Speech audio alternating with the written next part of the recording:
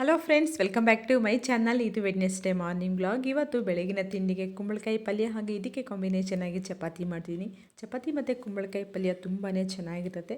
ಹಾಗೆ ಇವತ್ತು ನಾನು ಮಾಡ್ತಿರೋಂಥ ಕುಂಬಳಕಾಯಿ ಪಲ್ಯ ಹಳ್ಳಿಗಳ ಕಡೆ ಯಾವ ರೀತಿ ಮಾಡ್ತೀವೋ ಅದೇ ರೀತಿ ಪ್ರೋಸೆಸ್ ಎಲ್ಲ ತಿಳಿಸ್ಕೊಡ್ತಿದ್ದೀನಿ. ಕುಂಬಳಕಾಯಿಗೆ ಸ್ಕಿನ್ ಎಲ್ಲ ತೆಗಿಬೇಕಾದ್ರೆ ಬೈ ಮಿಸ್ಸಾಗಿ ನನಗೆ ಚಾಕು ಬೆರಳಿಗೆ ಬಿತ್ತು. ಅದು ತುಂಬಾ ಡೀಪಾಗಿ ಕಟ್ ಆಯಿತು. ತುಂಬ ಪೇಯ್ನ್ ಅಂತ ಅನಿಸ್ತು ನನಗೆ. ಕಟ್ ಮಾಡ್ಕೊಳ್ಳಿಕ್ಕೆ ಆಗಿಲ್ಲ. ಸೊ ನಾನು ಎಲ್ಲ ಅರ್ಧ ಕಟ್ ಮಾಡಿದ್ದೆ. ಅಷ್ಟೊತ್ತಿಗೆ ನಮ್ಮ ಮನೆಯವರು ಸ್ವಲ್ಪ ಹೆಲ್ಪ್ ಮಾಡಿದ್ರು. ತುಂಬಾ ಬ್ಲಡ್ ಆಯಿತು. ನನಗೆ ನಿಜ ಬೆರಳಂತೂ ಏನೂ ಮುಟ್ಟಕ್ಕೆ ಆಗ್ತಿಲ್ಲ, ಆ ರೀತಿ ಆಗಿಬಿಟ್ಟಿದೆ. ಹಾಗೆ ಕುಂಬಳಕಾಯಿ ನನ್ನ ಸ್ಕಿನ್ ತೆಗೆದಿಲ್ಲ, ಹಾಗೇ ಕಟ್ ಮಾಡ್ಕೊಬಿಟ್ಟಿದ್ದೀನಿ. ಇದಕ್ಕೆ ಒಂದು ಈರುಳ್ಳಿನೂ ಸಹ ಕಟ್ ಮಾಡಿ ಇಟ್ಕೊಂಡಿದ್ದೀನಿ. ಇನ್ನೊಂದು ಮಿಕ್ಸಿ ಜಾರ್ಗೆ ಒಂದು 5ರಿಂದ 6 ಸ್ಪೂನಷ್ಟು ಕಡಲೆ ಬೀಜನ ಹುರಿದ್ಬಿಟ್ಟು ಹಾಕ್ಕೋಬೇಕು. ಅದಕ್ಕೇ ಒಂದೆರಡು ಲವಂಗ, ಒಂದು ಸ್ವಲ್ಪ ಚಕ್ಕೆ ಹಾಕ್ಕೊಂಬಿಟ್ಟು ಇದನ್ನು ಪೌಡ್ರ್ ಮಾಡ್ಕೋಬೇಕು. ಸೊ ನಾವು ನಾರ್ಮಲಾಗಿ ಕುಂಬಳಕಾಯಿ ಪಲ್ಯ ಮಾಡಬೇಕಾದ್ರೆ ಈ ಥರ ಕಡಲೆ ಬೀಜ ಪೌಡರ್ ಹಾಕಿ ಮಾಡಲ್ಲ. ಬಟ್ ಹಳ್ಳಿಗಳ ಕಡೆ ಮಾಡಬೇಕಾದ್ರೆ ಈ ಥರ ಕಡಲೆ ಬೀಜ ಪೌಡರ್ ಹಾಕಿಬಿಟ್ಟೇ ಮಾಡೋದು. ತುಂಬಾ ಚೆನ್ನಾಗಿರುತ್ತೆ, ಇದೊಂಥರ ಟೇಸ್ಟ್ ಆಗಿರುತ್ತೆ. ಹಾಗೆ ಈಗ ಪಲ್ಯ ಮಾಡ್ಕೊಳ್ಳಿಕ್ಕೆ ಒಂದು ಕಡಾಯಿ ಇಟ್ಕೊಂಡು ಅದಕ್ಕೆ 5ರಿಂದ 6 ಸ್ಪೂನಷ್ಟು ಆಯಿಲ್ನ ಸೇರಿಸ್ಕೊಳ್ಳೋಣ. ಆಯಿಲ್ ಬಿಸಿ ಆದಮೇಲೆ ಇದಕ್ಕೆ ಸಾಸಿವೆ ಹಾಗೆ ಈರುಳ್ಳಿ ಕರಿಬೇವನ್ನು ಹಾಕ್ಕೊಂಡು ಫ್ರೈ ಮಾಡ್ಕೊಳ್ಳೋಣ.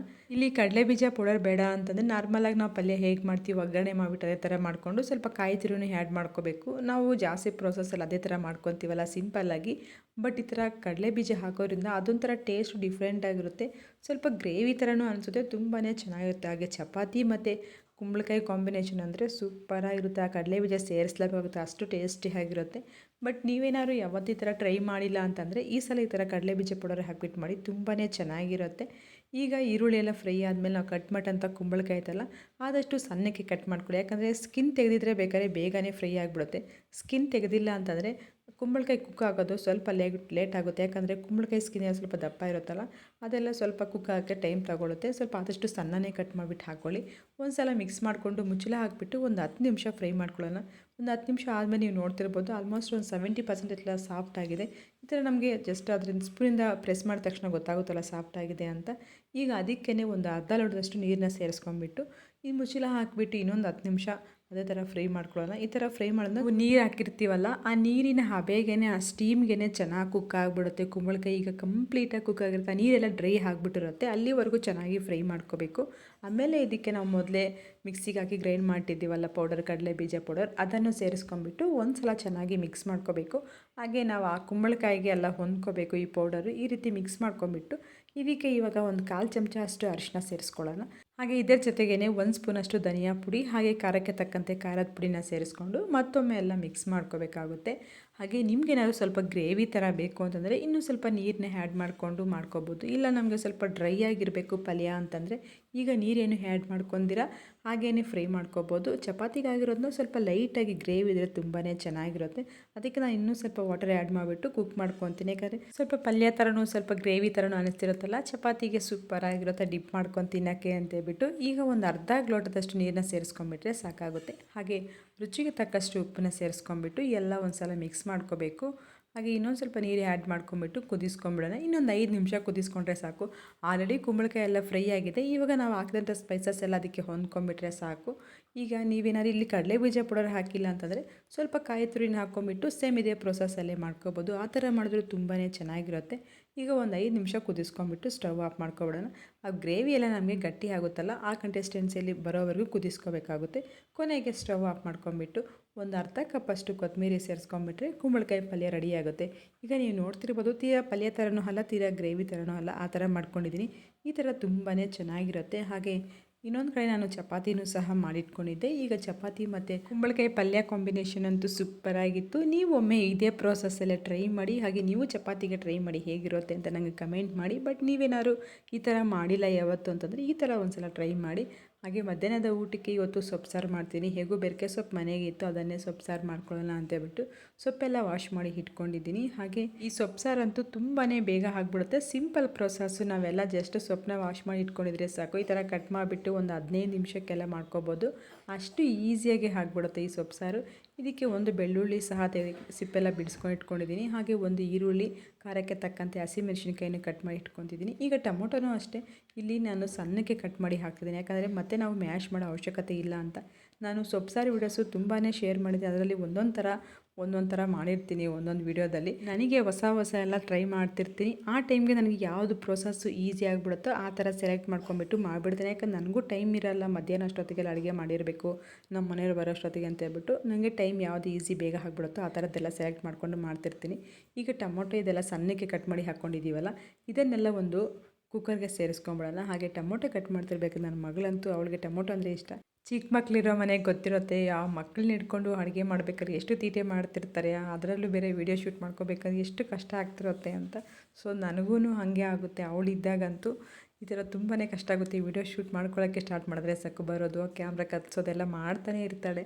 ಸೊ ಇದು ಏನು ಮಾಡೋಕ್ಕಾಗಲ್ಲ, ನಾವೇ ಅಡ್ಜಸ್ಟ್ ಮಾಡ್ಕೊಂಡು ಎಲ್ಲ ಮಾಡ್ಕೊತಿರ್ತೀವಿ. ಸೊಪ್ಪು ಅಷ್ಟೇ ಸಣ್ಣಗೆ ಕಟ್ ಮಾಡ್ಕೋಬೇಕು. ಈಗ ನಾನಿಲ್ಲಿ ಇದಕ್ಕೆ ದಂಟು ಸೊಪ್ಪು, ಹಾಗೆ ಪಾಲಕ್ ಸೊಪ್ಪು, ಸ್ವಲ್ಪ ಚಕ್ಕೋತ, ಈ ಮೆಂತ್ಯ ಸೊಪ್ಪು ಎಲ್ಲ ಮಿಕ್ಸ್ ತೊಗೊಂಡಿದ್ದೀನಿ. ಒಂದು 4-5 ಥರ ಸೊಪ್ಪೆಲ್ಲ ಬೆರಕೆ ಸೊಪ್ಪು ತೊಗೊಂಡು ಇದಕ್ಕೆ ಕುಕ್ಕರ್ಗೆ ಸೇರಿಸ್ಕೊಂಡ್ಬಿಟ್ಟಿದ್ದೀನಿ.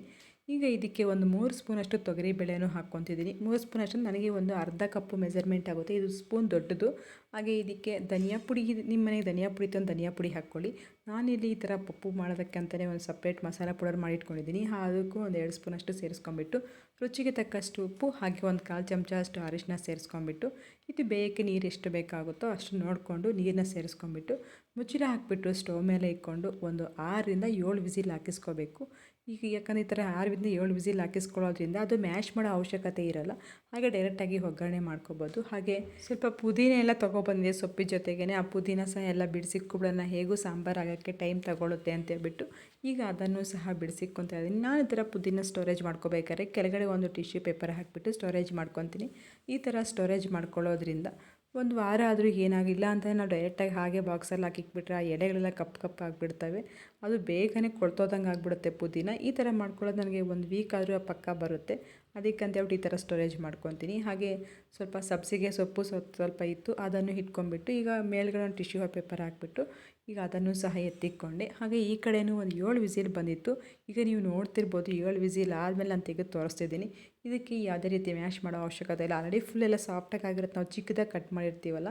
ಈಗ ನೀವು ನೋಡ್ತಿರ್ಬೋದು ಸೇಮ್ ನಾವು ಮ್ಯಾಶ್ ಮಾಡ್ದಂಗೆ ಹೆಂಗಿರುತ್ತೋ ಅದೇ ಥರ ಆಗಿಬಿಟ್ಟಿರುತ್ತೆ. ಈಗ ಇದಕ್ಕೆ ಒಗ್ಗರಣೆ ಮಾಡ್ಕೊಬಿಡೋಣ. ಒಗ್ಗರಣೆ ಮಾಡ್ಕೊಳ್ಳಿಕ್ಕೆ ಚಿಕ್ಕದೊಂದು ಬಾಣಲೆಗೆ ಆಯಿಲು, ಹಾಗೆ ಸಾಸಿವೆ, ಕರಿಬೇವು, ಒಂದು 2 ಒಣಮೆಣಸಿನ್ಕಾಯಿ ಸೇರಿಸ್ಕೊಂಬಿಟ್ಟು ಸ್ವಲ್ಪ ಇಂಗುನ ಹಾಕ್ಕೊಂಬಿಟ್ಟು ಒಗ್ಗರಣೆ ಮಿಕ್ಸ್ ಮಾಡ್ಕೊಬಿಡೋಣ. ಈ ಒಗ್ಗರಣೆ ಮಿಕ್ಸ್ ಮಾಡ್ಕೊಂಬಿಟ್ಟು ಮತ್ತೆ ಒಂದು 10 ನಿಮಿಷ ಸ್ಟವ್ ಮೇಲೆ ಇಕ್ಕೊಂಬಿಟ್ಟು ಕುದಿಸ್ಕೋಬೇಕು. ಈ ಸಾರು ಅಂತಲೇ ಇಲ್ಲ, ಕುಕ್ಕರಲ್ಲಿ ನಾವು ಯಾವುದೇ ಸಾರು ಮಾಡಿದ್ರು ಅಷ್ಟೇ ಒಂದು 10 ನಿಮಿಷ ಕುದಿಸ್ಕೊಂಡ್ರೆ ಆ ಟೇಸ್ಟೇ ಬೇರೆ ಇರುತ್ತೆ. ನೀವೇನೋ ಡೈರೆಕ್ಟಾಗಿ ಕುಕ್ಕರಲ್ಲಿ ಮಾಡಿದ್ರೆ ಹಾಗೆ ಡೈರೆಕ್ಟಾಗಿ ಬಡಿಸ್ಕೊಂಡು ತಿನ್ನಬೇಡಿ. ಒಂದು 10 ನಿಮಿಷ ಕುದಿಸ್ಕೊಂಡು ಆಮೇಲೆ ತಿನ್ನೋಡಿ, ಅದರ ಟೇಸ್ಟೇ ಬೇರೆ ಇರುತ್ತೆ. ಈಗ ಸಾರು ಸಹ ರೆಡಿ ಆಗುತ್ತೆ. ಈಗ ಇನ್ನೊಂದು ಕಡೆ ನಾನು ಇದಕ್ಕೆ ಸೈಡ್ ಡಿಶ್ಶಾಗಿ ಹಪ್ಪಳ ಮಾಡ್ಕೊಬಿಡೋಣ. ಹೇಗೋ ಚಿಕ್ಕ ಹಪ್ಪಳ, ಬೇರೆ ಮಸಾಲೆ ಹಪ್ಪಳ ತಂದಿದ್ವಿ, ಅದು ತುಂಬಾ ಚೆನ್ನಾಗಿರ್ತಾರೆ. ಸೊಪ್ಪು ಸಾರು ಕಾಂಬಿನೇಷನ್ಗೆ ಹಪ್ಪಳನೋ ಪಕೋಡ ಏನಾದ್ರು ಸೈಡಾಗಿದ್ರೇ ಆ ಟೇಸ್ಟು ಚೆನ್ನಾಗಿರುತ್ತೆ ಅಂತೇಳ್ಬಿಟ್ಟು ಈಗ ಅದಕ್ಕೂ ಸಹ ಆಯಿಲ್ನ ಡೀಪ್ ಫ್ರೈ ಮಾಡ್ಕೊಂಡಿಕ್ಕೆ ಇಟ್ಕೊಂಡಿದ್ದೆ. ಅದನ್ನು ಹಪ್ಪಳ ಎಲ್ಲ ತೇಲಿಸ್ಕೊಂಡೆ. ಬಟ್ ನಿಜ ತುಂಬಾ ಚೆನ್ನಾಗಿರುತ್ತೆ ಈ ಸೊಪ್ಪು ಸಾರಂತೂ. ಈ ಥರ ಏನಾದ್ರು ಸೈಡ್ ಡಿಶ್ ಆಗಿರಬೇಕು. ಹಾಗೆ ಸ್ವಲ್ಪ ಪಿಕ್ಕಲ್ಲು, ಸ್ವಲ್ಪ ತುಪ್ಪ ಹಾಕ್ಕೊಂಡು ತಿಂದರೆ ತುಂಬಾ ಚೆನ್ನಾಗಿರುತ್ತೆ. ಈ ಸಾರನ್ನ ನೀವು ಒಂದ್ಸಲ ಟ್ರೈ ಮಾಡಿ ಇದೇ ಪ್ರೊಸೆಸ್ಸಲ್ಲೇ, ನಿಮಗೂ ಗೊತ್ತಾಗುತ್ತೆ ಯಾವ ರೀತಿ ಟೇಸ್ಟ್ ಇರುತ್ತೆ ಅಂತ. ಹಾಗೆ ನೀವೇನಾದ್ರು ಮೊದಲೇ ಥರ ಟ್ರೈ ಮಾಡಿದರೆ ಇನ್ನೂ ಸ್ವಲ್ಪ ಡಿಫ್ರೆಂಟಾಗಿ ಏನಾದ್ರು ಮಾಡ್ತಿದ್ರೆ ಅದನ್ನು ಸಹ ನನಗೆ ಶೇರ್ ಮಾಡಿ, ಇಲ್ಲಿ ನನಗೆ ಕಮೆಂಟ್ ಮಾಡಿ ನೀವು ಯಾವ ಥರ ಮಾಡ್ತೀರಾ ಸೊಪ್ಪು ಸಾರನ್ನ ಅಂತ ಹೇಳ್ಬಿಟ್ಟು. ನಾನು ಸೊಪ್ಪು ಸಾರನ್ನ ಬರೀ ಸೊಪ್ಪಲ್ಲೇ ಹಾಕ್ತೀನಿ, ಕೆಲವೊಂದು ಸಲ ಬೇಳೆ ಎಲ್ಲ ಹಾಕ್ಬಿಟ್ಟು ಆ ಥರನೂ ಮಾಡ್ಕೊತೀನಿ. ಒಂದೊಂದು ಕಡೆ ಒಂದೊಂದು ಥರ ಸೊಪ್ಪು ಸಾರನ್ನ ಮಾಡ್ತಾರೆ. ಬಟ್ ನಮ್ಮ ಕಡೆ ರೆಗ್ಯುಲರಾಗಿ ಇದೇ ಥರನೇ ಮಾಡೋದು. ನಾನು ಯಾವಾಗೂ ಜಾಸ್ತಿ ಸೊಪ್ಪು ಸಾರು ಇದೇ ಥರನೇ ಮಾಡೋದು. ಬಟ್ ತುಂಬಾ ಚೆನ್ನಾಗಿ ಇದನ್ನು ಒಂದು 3 ದಿನ ಅದೇ ರೀತಿ ಕಾಯಿಸ್ಕೊಂಡು ತಿಂದರೆ ಏನೂ ಆಗೋಲ್ಲ, ಅಷ್ಟು ಚೆನ್ನಾಗಿರುತ್ತೆ. ಇನ್ನು ಕುದೀತಾ ತಂಗಳು ಸಾರೇ ತುಂಬ ಟೇಸ್ಟಿಯಾಗಿರುತ್ತೆ. ಆ್ಯಕ್ಚುಲಿ ಇವತ್ತಿನ ಸಾರಿಗಿಂತ ಅದನ್ನು ಕುದಿಸ್ಕೊಂಡು ನಾಳೆ ತಿಂದರೆ ತುಂಬ ಚೆನ್ನಾಗಿರುತ್ತೆ. ಅದು ಮುದ್ದೆ ಜೊತೆಗೆ ತಿಂದರೆ ತುಂಬಾ ಚೆನ್ನಾಗಿರುತ್ತೆ. ಈ ಸೊಪ್ಪು ಸಾರಿಗೆ ಮೇಯ್ನ್ ಅಂತಂದರೆ ತುಪ್ಪ ಹಾಕ್ಕೊಂಡು ಬಿಸಿ ಅನ್ನದ ಜೊತೆಗೆ ಇಲ್ಲ ಮುದ್ದೆ ಜೊತೆ ತಿಂದರೆ ಎಷ್ಟು ಚೆನ್ನಾಗಿರುತ್ತೆ ಗೊತ್ತಾ. ಹಾಗೂ ಸೈಡಾಗಿ ಏನಾದ್ರು ಇರಬೇಕು, ಹಪ್ಳನೋ ಅಥವಾ ಪಕೋಡ ಏನಾದ್ರು ಇದ್ದರೆ ತುಂಬಾ ಚೆನ್ನಾಗಿರುತ್ತೆ. ಹಾಗೆ ಇನ್ನೊಂದು ಸಾರು ಮಾಡ್ಕೋಬೇಕಾದ್ರೆ ಇನ್ನೊಂದು ಕಡೆ ರೈಸು ಸಹ ಮಾಡ್ಕೊಂಡಿದ್ದೆ. ಈಗ ಸೊಪ್ಪು ಸಾರು ರೆಡಿ ಆಗಿತ್ತಲ್ಲ, ಬಿಸಿ ಅನ್ನದ ಜೊತೆಗೆ ಸ್ವಲ್ಪ ತುಪ್ಪ ಹಾಗೆ ಹಪ್ಳದ ಕಾಂಬಿನೇಷನ್ ಅಂತೂ ಸೂಪರಾಗಿರುತ್ತೆ. ಇದು ಇವತ್ತಿನ ವಿಡಿಯೋ ಆಗಿತ್ತು ಫ್ರೆಂಡ್ಸ್. ನಿಮಗೆಲ್ಲರಿಗೂ ಇಷ್ಟ ಆಗಿದೆಯಾ? ಇಷ್ಟ ಆಗಿದ್ದರೆ ಒಂದು ಲೈಕ್ನ ಮಾಡಿ. ಹಾಗೆ ನಿಮ್ಮ ಫ್ರೆಂಡ್ಸ್ಗೆ, ಫ್ಯಾಮಿಲಿ ಮೆಂಬರ್ಸ್ಗೆಲ್ಲ ಈ ವಿಡಿಯೋನ ಶೇರ್ ಮಾಡಿ. ನಿಮ್ಗೆ ಯಾವುದೋ ರೆಸಿಪೀಸ್ ಬೇಕು ಅಂದರೆ ನನಗೆ ಕಮೆಂಟ್ ಮಾಡ್ತೀರಿ, ನಾನು ಅದನ್ನು ಮಾಡಿ ತೋರಿಸ್ತೀನಿ. Thank you for watching.